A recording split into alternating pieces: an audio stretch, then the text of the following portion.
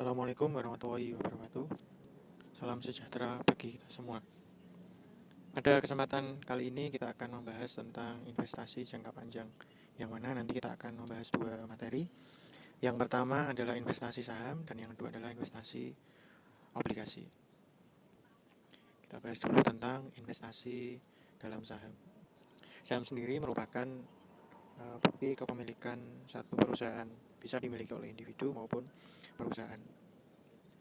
Nah, yang dimaksudkan ke dalam investasi saham jangka panjang itu memiliki beberapa tujuan, diantaranya yaitu yang pertama adalah untuk mengawasi perusahaan lain. Jadi ketika ada perusahaan yang memiliki perusahaan lain, itu bisa sebagai sarana untuk mengawasi. Kemudian yang kedua adalah untuk memperoleh penghasilan atau pendapatan yang diterima setiap periode, atau biasa disebut dengan pendapatan dividen. Kemudian yang ketiga adalah untuk membentuk dana khusus. Jadi sewaktu-waktu perusahaan itu membutuhkan dana, maka bisa menggunakan penjualan investasi saham. Kemudian yang keempat adalah untuk kontinuitas suplai bahan baku. Bisa saja kita sebagai perusahaan itu menguasai perusahaan lain dengan tujuan untuk kontinuitas suplai bahan baku. Kemudian yang kelima adalah menjaga hubungan antar perusahaan. Nah, ini adalah contoh dari bukti kepemilikan saham pada perusahaan Playboy Enterprise Incorporation. Ini tahun 1990, bisa dilihat di sini. Kemudian ini adalah bukti kepemilikan saham yang dimiliki oleh orang pribadi, memiliki sahamnya dengan kode ASII atau Astra dengan kepemilikan 7 lot. Kalau sekarang itu 1 lot sebanyak 100 lembar, maka 7 lot berarti 700 lembar dengan harga 4.000 sekian, dan senilai dirupiahkan adalah 3 juta rupiah. Kemudian di akuntansi ada 3 metode pencatatan untuk investasi saham, tergantung jumlah kepemilikannya. Yang pertama, dengan kepemilikan kurang dari 20% itu menggunakan metode nilai wajar. Nah, metode nilai wajar sendiri itu biasanya dimiliki untuk tujuan jangka pendek. Ya, biasanya kepemilikannya tidak terlalu besar, artinya kurang dari 20%. Terdiri dari 2. Yang pertama adalah tujuannya untuk trading. Tujuan trading berarti untuk diperjualbelikan. Kemudian yang kedua, available for sale itu kepemilikannya tidak untuk diperjualbelikan. Artinya biasanya untuk kepemilikan jangka panjang, sekalipun kepemilikannya kurang dari 20%. Kemudian kalau kepemilikannya 20-50% itu menggunakan metode ekuitas. Nanti kita akan pelajari akuntansi untuk metode nilai wajar dan metode ekuitas. Sedangkan yang kepemilikannya lebih dari 50%, atau biasanya ini adalah perusahaan induk. Selain menggunakan metode ekuitas dalam penyusunan laporan keuangan, itu harus menyusun laporan keuangan konsolidasi, artinya gabungan dari perusahaan induk dan seluruh perusahaan anaknya. Itu terkait metode pencatatan. Selanjutnya adalah ilustrasi dengan kepemilikan kurang dari 20%, artinya kita belajar untuk menggunakan akuntansi metode nilai wajar. Misalnya 1 Maret membeli 10.000 lembar saham PT ABC, harganya 1.200 ditambah dengan komisi Rp100.000. Investasi saham itu untuk perolehannya dicatat dengan nilai atau harga perolehan atau cost-nya. Jadi seluruh pengeluaran yang dikorbankan oleh perusahaan sampai aset siap digunakan. Maka kita bisa hitung, kita catat investasi saham 10.000 lembar kali harga per lembarnya 1.200, 12 juta rupiah ditambah komisi 100.000, jadi perolehannya adalah 12.100.000 rupiah. Kita jurnal investasi saham, kita masukkan ke kelompok aset bertambah, di sebelah debit 12.100 dan kreditnya adalah kas 12.100.000 rupiah.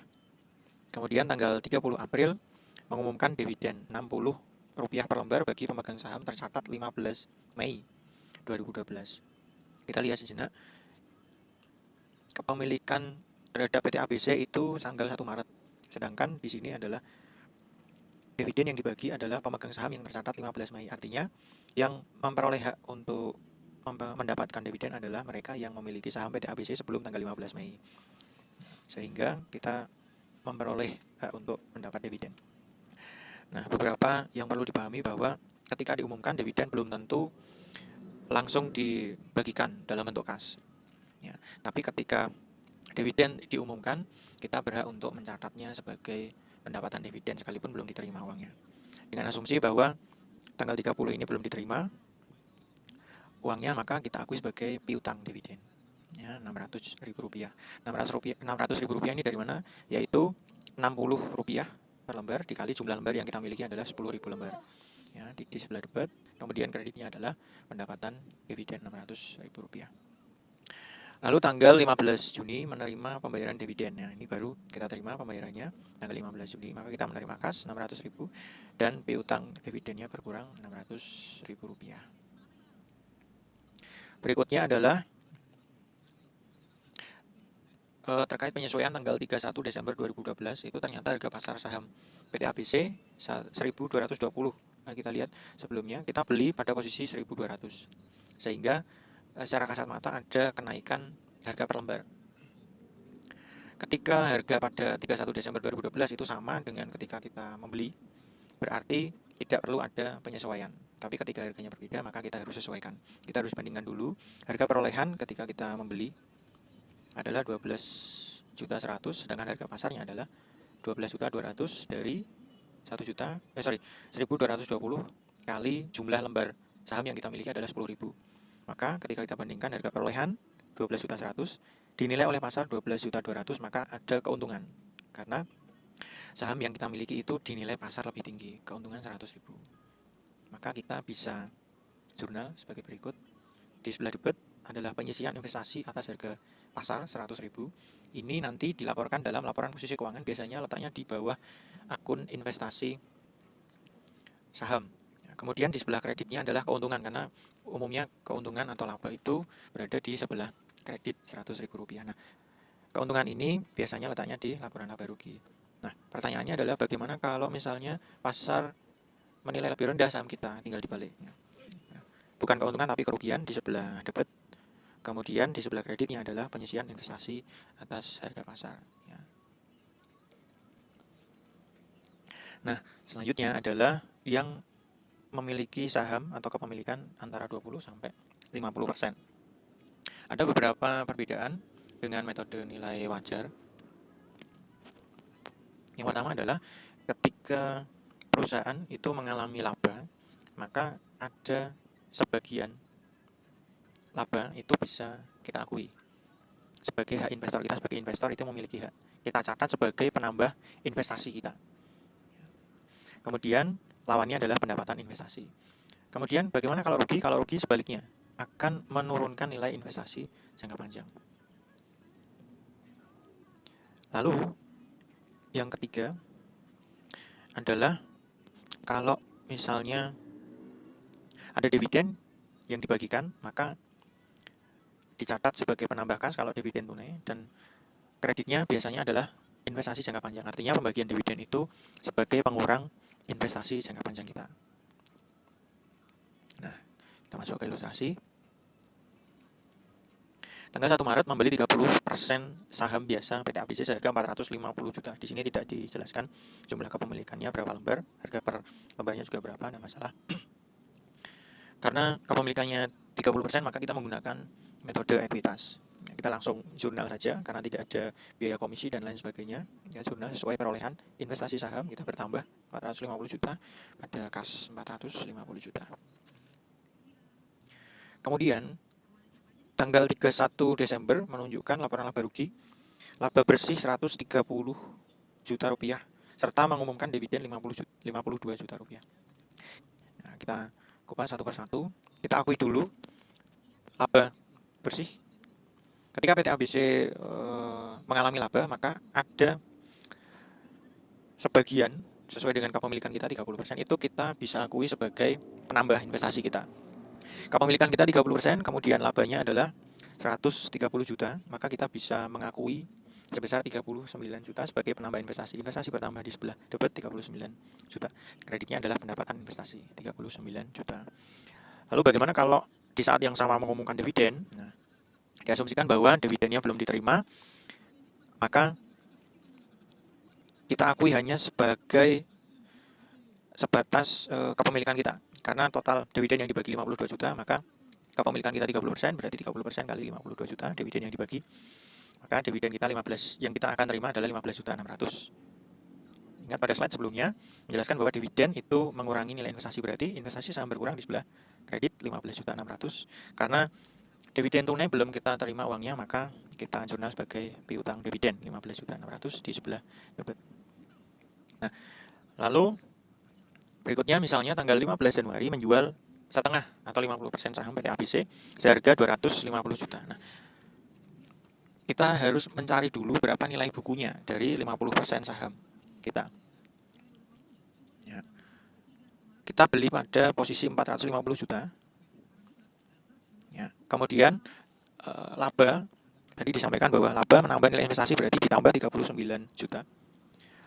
Lalu dividen mengurangi nilai investasi berarti dikurangi 15.600 di slide sebelumnya. Baru dikalikan dengan 50% saham yang akan kita jual. Maka nilai bukunya adalah Rp236.700.000. Lalu ternyata hasil penjualannya adalah 250 juta, berarti mengalami keuntungan atas penjualan saham. Karena hasil penjualannya lebih tinggi dibandingkan dengan nilai buku, yaitu 13.300. Keuntungan selalu dicatat di sebelah kredit. Ya, kita catat dulu di sebelah kredit, laba penjualan investasi saham 13.300. Kemudian saham kita yang terjual sesuai nilai buku berkurang berarti Rp236.700.000, dan uang yang kita terima, kas yang kita terima adalah Rp250 juta. Selanjutnya adalah investasi dalam obligasi. Nah, ini adalah contoh dari obligasi di tahun 97. Obligasi sendiri itu merupakan surat utang. Ya. Kalau di contoh ini sudah sangat lama, senilai 100 juta rupiah. Di sini juga mencantumkan bunga untuk 1 triwulan, cuman tidak mencantumkan berapa persentase bunganya. Oke, kita kupas satu persatu. Seperti halnya investasi jangka pendek yang pernah dibahas pada materi sebelumnya, bahwa ketika obligasi dibeli di antara tanggal pembayaran bunga, maka harus mengakui adanya bunga berjalan, yang mana biasanya kita harus bayarkan dulu bunga berjalan tersebut. Kemudian yang kedua adalah obligasi dapat dibeli dengan kurs, sehingga harga yang dibayarkan lebih murah atau lebih mahal.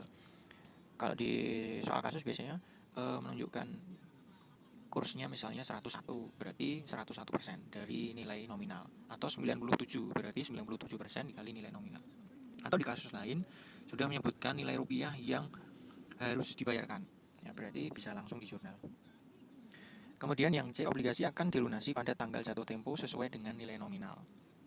Ya, berarti ketika kita membeli obligasi lebih murah, maka nanti pada saat tanggal jatuh tempo tetap obligasi itu harus dilunasi sesuai dengan nilai nominal. Kemudian selama jangka waktu obligasi, itu yang D, perusahaan harus melakukan penyesuaian sehingga jumlahnya akan sama dengan nominal. Ya, ini nyambung dengan yang C tadi. Jadi misalnya kita beli obligasi 45 juta rupiah, sedangkan pada saat jatuh tempo 50 juta rupiah, maka 5 juta rupiah selisihnya itu nanti kita harus sesuaikan biasanya setiap akhir periode akuntansi. Nah, karena obligasi itu bisa dibeli di atas atau di bawah nilai nominal, maka kita harus mengakui agio atau disagio nantinya. Di sebelah kiri ini adalah disagio. Jadi kalau obligasi itu dibeli di bawah nominal, maka harus mengakui disagio, atau istilah yang familiar adalah diskon dengan akun pendapatan bunga pada akhir tahun. Ya, jadi kita membelinya lebih murah dibandingkan dengan nominal. Kemudian yang sebelah kanan agio, jika obligasi dibeli di atas nominal harus mengakui agio, ya, atau beban bunga pada akhir tahun karena kita membelinya lebih mahal dibandingkan dengan nilai nominal. Oke, kita masuk ke ilustrasi. Misalnya 1 Juli 2013 PT Estika membeli obligasi nominalnya 50 juta rupiah, kemudian bunga 8%, kemudian jatuh temponya 8 3/4 tahun. Berarti ini masuk kategori investasi jangka panjang. Kemudian suku bunga efektif 11%, maaf. Bunga obligasi sendiri 8%, sedangkan suku bunga efektif 11%, ya ini 8. Bunga obligasi kita, bunga di pasar 11%, artinya kalau kita menjual lebih mahal maka tidak akan menarik, tidak akan ada yang jual, sehingga dijual biasanya dengan harga yang lebih murah. Dengan harga Rp41.706.000. Bunga dibayar tiap 1 April dan 1 Oktober. Kita lihat, terakhir pembayaran bunga adalah 1 April. Transaksi kita membeli obligasi adalah 1 Juli. Maka kita harus mengakui bunga berjalan selama 3 bulan, yaitu mulai April, Mei, dan Juni. Kita harus mengakui bunga berjalan 3/12, karena bunga yang di sini adalah per tahun umumnya. Dikali nominal, bukan dikalikan harga beli, ya. Dikali nominal Rp50.000 dikali bunga obligasi 8%. Artinya bunga berjalan Rp1.000.000. Kita harus bayarkan dulu di depan. Nah, jurnalnya adalah investasi obligasi karena kita membeli sesuai dengan perolehan. Harga belinya adalah Rp41.706.000. Bunga berjalan kita catat sebagai pendapatan bunga di sebelah debit. Ya, kenapa di sebelah debit? Nanti kita akan lihat pada jurnal saat penerimaan bunga Rp1.000.000. Kreditnya adalah kas, uang yang kita keluarkan adalah Rp42.706.000. Ya, lebih tinggi karena adanya bunga berjalan. Lalu tanggal 1 Oktober, saat kita menerima bunga, kita akan menerima bunga utuh 6 bulan. Ya, walaupun kita baru beli 1 Juli, karena kita akui pada tanggal 1 Juli adanya bunga berjalan. 6/12 kali 50 juta kali 8%, bunga yang kita terima adalah Rp2 juta. Kita terima penuh kas Rp2 juta dan pendapatan bunga Rp2 juta. Nah, Anda bisa lihat bahwa pendapatan yang semestinya kita terima itu hanya Rp1 juta. Pendapatan bunga di sebelah kredit 2 juta min pendapatan bunga pada 1 Juli Rp1 juta. Nah, lalu tanggal 31 Desember 2013 kita harus mencatat bunga yang belum kita terima. Dari bulan Oktober, terakhir pembayaran bunga tanggal 1 Oktober, kita harus mencatat bunga yang belum kita terima mulai Oktober, November, Desember, 3 bulan kali 50 juta kali 8%, Rp1 juta. Karena kita belum terima, berarti kita catat sebagai piutang bunga. Piutang bunga Rp1 juta, kita boleh mengakui sebagai pendapatan bunga karena ini adalah hak kita. Rp1 juta. Di saat yang bersamaan, kita harus mencatat adanya amortisasi dis-agio. Kenapa kita harus mencatat amortisasi? Tujuannya adalah seperti tadi yang sudah saya sampaikan, agar nilai investasi kita pada tanggal jatuh tempo itu sama dengan nilai nominal. Maka kita harus mengamortisasi. Caranya bagaimana? Yang paling umum dipakai adalah menggunakan metode garis lurus. Kita bandingkan dulu antara nominal dengan harga perolehan. Kalau nominal dengan harga perolehan itu sudah sama, maka tidak perlu lagi mengakui agio atau dis-agio.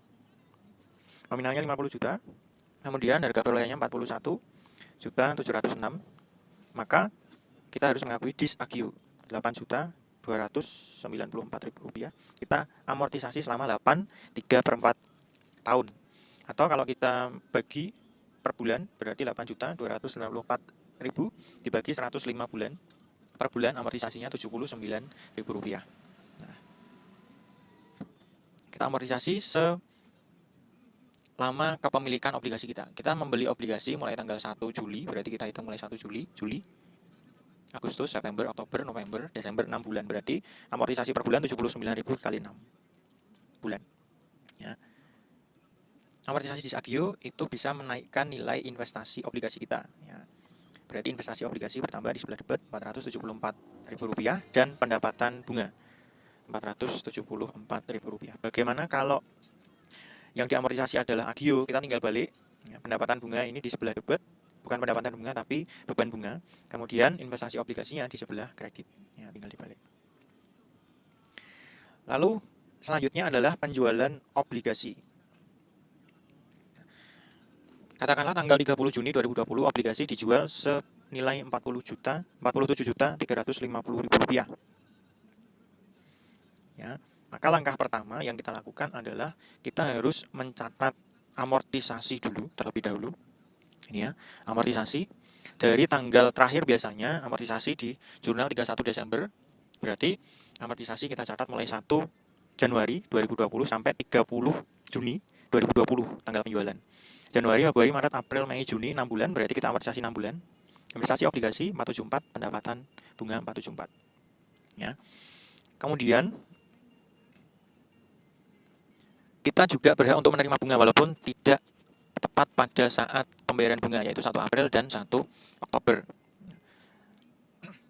Terakhir kita terima bunga adalah 1 April, sedangkan dijual obligasinya 30 Juni, maka kita berhak mengakui atau memperoleh pendapatan bunga selama 3 bulan. Ya, April, Mei, Juni. Bunga yang kita terima 1 juta rupiah. Oke, kita hitung apakah dari hasil penjualan obligasi kita itu memperoleh laba atau rugi. Harga perolehan obligasi kita dulu 41.706.000 rupiah. Kemudian disagio investasi obligasi kita hitung, atau kalau kita memiliki buku besarnya biasanya sudah tersedia di buku besar. Ya. Selama 84 bulan, ya, jadi mulai tanggal pembelian itu tanggal 1 Juli. 1 Juli sampai 1 Juli tahun 2013 sampai 30 Juni 2020 itu 84 bulan dikali 79.000 rupiah. Ya, amortisasi per bulan. Berarti disagio investasinya adalah 6.636.000 rupiah. Maka nilai buku per 30 Juni 2020 adalah 48.342.000 rupiah. Obligasi kita jual senilai 47. Kalau nilai bukunya lebih rendah dibandingkan dengan hasil jual, maka kita mengalami kerugian atas penjualan investasi Rp992.000. Rugi selalu dicatat di sebelah debit, rugi penjualan investasi 992. Kemudian kita tadi mencatat pendapatan bunga selama 3 bulan di sebelah kredit 1 juta rupiah. Investasi kita berkurang sebesar 48.342.000 rupiah sebesar nilai bukunya. Lalu kas yang kita terima adalah 48.350.000 rupiah. Ini diperoleh dari selisih antara debit dan kredit. Ya. Atau dari sini ya, laku dijual 47 ditambah dengan bunga yang kita terima, maka totalnya 48.350.000 rupiah. Terkait pelaporan berikutnya, investasi jangka panjang biasanya dilaporkan dalam laporan posisi keuangan pada kelompok aset non lancar. Beda dengan investasi jangka pendek. Kalau investasi jangka pendek itu biasanya dilaporkan pada aset lancar. Nah, ini contoh dari laporan kedai kopi. Ya, ini masuk ke ranah investasi kelompok jangka panjang. Oke, terima kasih. Wassalamualaikum warahmatullahi wabarakatuh.